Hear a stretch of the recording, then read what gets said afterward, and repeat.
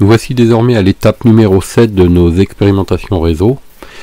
Nous allons voir comment, en utilisant le paramètre de la métrique, nous pouvons, en combinaison avec les routes statiques que nous installons dans nos tables de routage, privilégier un itinéraire au détriment d'un autre. Bien, nous voici donc à nouveau dans l'exercice global de routage impliquant 3 routeurs.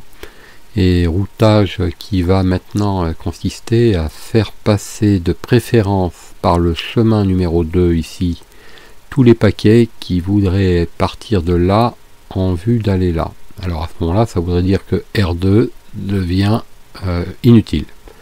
Mais on va voir qu'en fait, on va avoir l'opportunité de conserver R2 pour pouvoir rétablir une liaison au cas où cette liaison serait en panne. Alors, c'est un laboratoire de test, c'est de l'expérimentation que je vous présente ici. L'intérêt de tout ça, c'est de réellement s'habituer à maîtriser les fonctionnalités de routage statique et de comprendre le concept général. En réalité, ça n'est pas forcément très utile de faire ça, ici, en fait, il faudrait que j'ai un équipement central qui jouerait le rôle de l'élément qui pourrait disparaître. Alors j'aurais mis par exemple un switch avec une panne sur le switch qui ferait désactiver ces deux interfaces. À ce moment-là, ça donnerait du sens à ma présentation. Donc moi je vais forcer les pannes, c'est-à-dire que quand je voudrais mettre en panne, je désactiverai les cartes d'ici et de ce côté-là. Alors par contre, il faudra que je le fasse des deux côtés en même temps, ou en tout cas rapidement, pour que ce routeur-là et ce routeur-là aient à peu près dans le même temps compris ce qui se passait, c'est-à-dire que leur protocole de routage puisse s'adapter quasiment, non pas instantanément, mais en tout cas rapidement. Alors, première manip, vérifier que PC1 et PC2 s'échangent toujours des pings. Donc PC2, je rappelle qu'il est en 192.168.40 points, et PC1, il est en 192.168 10 points. Si je fais donc un ping 192.168.40.1, on passe, ça fonctionne, et donc la question est par où on passe. Eh bien, on va le vérifier. 40.1, pardon. Alors, normalement, on doit passer par notre routeur, monter en haut, redescendre à droite et agir sur le PC, c'est-à-dire le chemin initial représenté en direction de la flèche verte. Donc, si je vais sur l'autre PC, PC2, et que je fais le test directement par un tracert, on voit bien que je monte, je fais le chemin inverse, exactement. Maintenant, examinons l'étape de routage. Alors, on va prendre l'exemple de PC1, route print. Donc lui, il a sa route par défaut. Ça, c'est en ce qui concerne PC1. Alors, pour ce qui est de PC1 et PC2, c'est le même principe. Ils ont juste une route par défaut leur permettant de sortir vers leur routeur auquel ils sont rattachés. Et là, on va rien modifier. C'est-à-dire que lui, il a une route par défaut l'emmenant ici. Lui, il a une route par défaut l'emmenant là. Et on va rien modifier. Par contre, on va activer sur R2, enfin sur R1 et R3, nos nouvelles cartes réseau. Donc on va activer. On va activer cette carte également. Donc ici je suis sur R3, alors on va le mettre comme ça on aura moyen de voir ici nos deux routeurs. Donc vous avez les 3 cartes réseau qui sont activées des deux côtés, et on va regarder donc ce qui se passe au niveau des routes. Alors si dans cette démonstration les choses vont un peu vite, n'hésitez pas à stopper la vidéo de présentation, revenir en arrière. Écoutez bien les commentaires et les remarques que je fais, ça doit pouvoir répondre aux questions que vous vous posez. Donc là ici, je suis sur R1 et petit retour arrière, je suis donc ici. Et je m'interroge sur le fait que en ayant rajouté cette carte ici, je dois avoir une nouvelle route qui permet donc d'atteindre ce réseau-là qui est créé. Donc, je vais vérifier. Donc, en ayant activé la nouvelle carte réseau, je dois avoir une route qui me permet de profiter du réseau 192.168.60.0 en utilisant mon interface et en passant par mon interface 60.1. Et là, de l'autre côté, l'autre routeur, là cette fois-ci je suis sur R3, l'autre routeur, celui qui se trouve complètement à droite sur le schéma, c'est-à-dire celui-là, je dois avoir une route qui permet d'atteindre ce réseau-là en passant par 192.168.60.2. Donc je vérifie en faisant un route print. Alors attention, c'est ici, route print 60.0 en passant par 60.2. C'est très bien. Je vois aussi que j'ai une route par défaut que j'avais créée précédemment, qui est donc considérée comme la route pour sortir des réseaux gérés par ma machine, emmenant tout vers 20.2 pour le routeur R1. Donc pour le routeur R1, tout ce qu'il ne gère pas directement, il va l'emmener sur 20.2, c'est-à-dire là-haut. Et sur l'autre routeur, eh bien on voit que j'ai une route par défaut qui l'emmène sur 30.1, c'est-à-dire ici. Ça c'est ce que nous avions au début. Cette route, on ne va pas la modifier. On va maintenant rajouter une route dans R1 pour atteindre le réseau noir. Et nous rajouterons une route dans R3 pour atteindre le réseau bleu. Et nous allons jouer sur la métrique pour montrer que c'est cette route-là qui sera utilisée par défaut. Mais qui ne sera pas une route absolue. C'est-à-dire que si on met une métrique trop faible, plus faible que la route par défaut, cette route sera considérée comme la seule à utiliser. Et donc si une panne intervient entre la jonction ici, on passera plus jamais par R2. C'est pas ce que nous voulons. Nous voulons passer par là, sauf quand ça ne va plus, et qui passe automatiquement par là. Donc ça va nous faire une route de secours. R2 va jouer le rôle de routeur de secours, si toutefois ici il y avait un incident. Donc pour ça, on va rajouter sur R1, pardon, une route dédiée de cette forme-là, en mettant un paramètre de métrique assez important pour être certain d'être au-dessus de la métrique par défaut. Donc, je suis sur le premier routeur à gauche du schéma. Je vais rajouter une route pour atteindre le réseau qui se situe complètement de l'autre côté. Alors, je me trompe de routeur. Je vais commencer ici sur donc ce routeur-là. Je rajoute une route. Alors, je vais mettre en grand, comme ça, vous verrez mieux. Pour atteindre le réseau du bout, qui possède le masque 255.255.255.0. Je vais indiquer que pour passer par là, il faut passer par l'adresse 192.168.60.2. Alors avant de poursuivre, je vous montre, donc je suis ici en train de dire que pour atteindre ce réseau-là, il faut passer par l'adresse 192.168.60.2. Je vais donc réorienter les paquets qui voudraient aller là-bas en direction de la flèche bleue. Mais ma petite astuce, c'est d'indiquer une métrique supérieure à 10 pour être certain qu'il va utiliser une métrique supérieure à 10 ici, ce qui lui donnera pas ce qui ne privilégiera pas cette route de manière absolue. C'est-à-dire que si elle vient à tomber en panne, il se rabattrait sur sa passerelle par défaut. Et c'est ce que nous voulons. Donc on met la métrique à 30. Donc il suffit de mettre le paramètre, hein, il n'y a pas de mot-clé à ajouter. Métrique 30. Vérifions.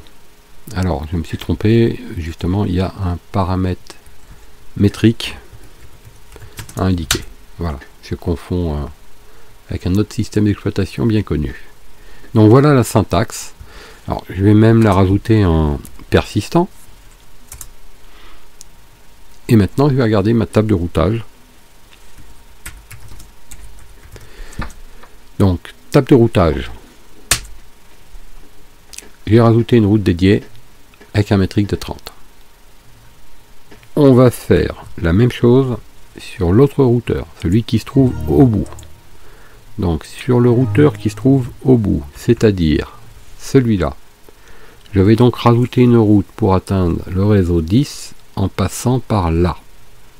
C'est ce que j'ai codé ici. Pour atteindre le réseau 10, je passerai par là. Et donc, alors j'ai fait une petite faute ici. Si vous regardez bien ce document, attention, l'interface ici est fausse, c'est 60.2. Je sors par 60.2. Alors en fait, j'ai fait l'erreur en créant le document, mais il est impossible de la faire en vrai, puisqu'on ne code pas ça, on ne le remplit pas. Donc dans la présentation, dans la manip, ça ne change rien. Mais pensez à corriger ça par vous-même. Cette indication ici est erronée. Je vais mettre un métrique fort, 30. Donc, je vais donc dans ma table de routage, déjà faire un petit état des lieux, ajouter une route vers le réseau qui se trouve au bout du schéma, en passant par la 192, 168, 60.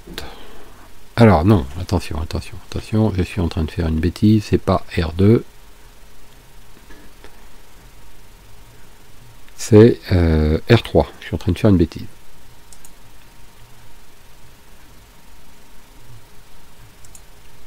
Donc sur R3, je vais donc rajouter une route qui permet d'atteindre le réseau 192, 168, 10 en passant donc par ici.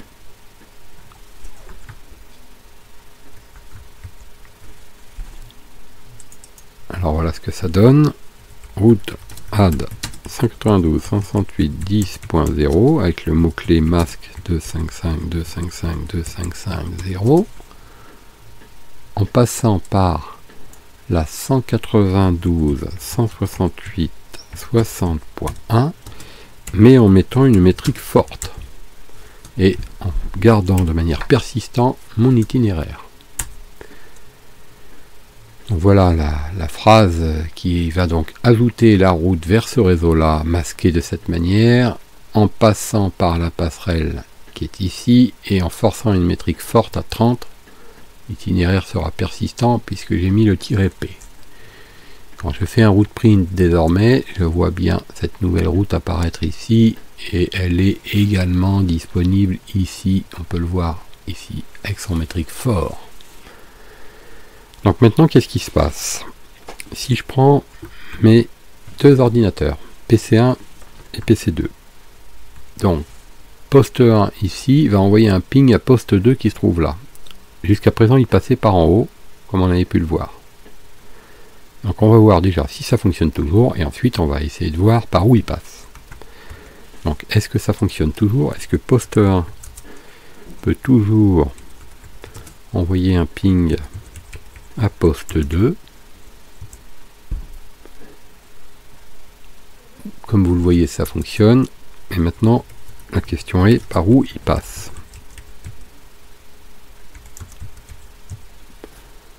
Et on voit qu'il a atteint l'objectif en 3 coups.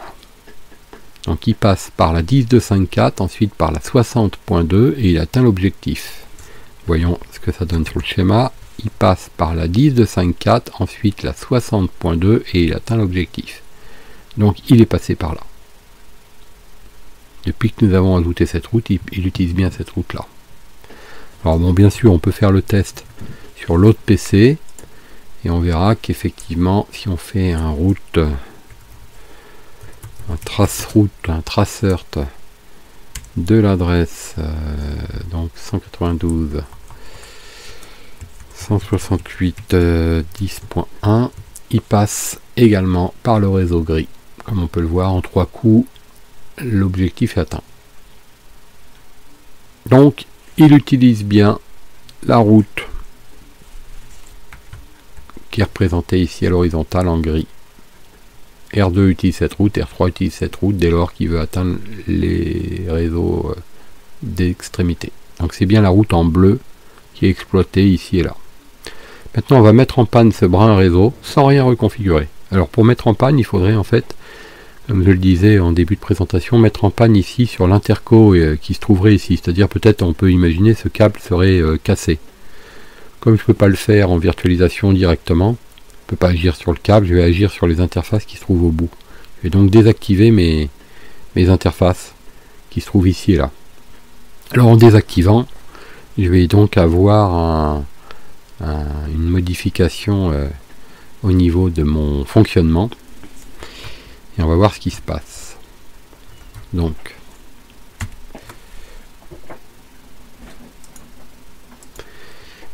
alors, on est sur R3. On va désactiver une interface. Alors on peut faire comme ça dans VirtualBox ou dans Windows, hein, ça revient au même. Là je vais prendre le Windows et on va désactiver de l'autre côté sur R1 l'interface. Et on va voir si le ping passe toujours et par où il passe. Donc je reviens sur poste 1, je vais envoyer un ping, ça fonctionne toujours. Et si ça fonctionne toujours, c'est que forcément il passe par en haut.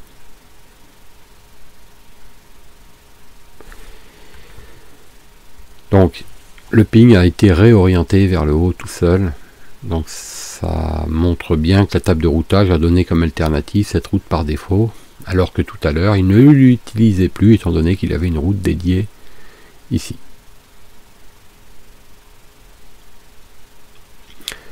Voilà, donc à ce stade là on a en fait la démonstration que la table de routage permet de coder plusieurs chemins possibles et que le paramètre qui permet d'en profiter est la métrique. Mais pas seulement. Il faut bien retenir une chose très simple à comprendre, mais néanmoins il faut quand même le rappeler, c'est qu'une table de routage est lue et l'information qui est lue en premier, c'est la destination. Si une machine doit transporter un paquet vers une destination précise, il va toujours chercher la précision dans cette première colonne. Comme quand je fais un ping ici, c'est très précis, il sait déjà sur quel réseau il doit aller. S'il trouve ce réseau explicite indiqué dans sa table, il n'utilisera rien d'autre, puisque cette route est la plus adaptée. Il enverra donc systématiquement ici. Par contre, le fait de supprimer l'interface ou de faire une panne ici sur l'interco ici, l'obligerait, ça désactiverait donc cette route là, ça l'obligerait à trouver une alternative qui deviendrait donc la route ici que j'ai surlignée en vert, c'est-à-dire la route par défaut.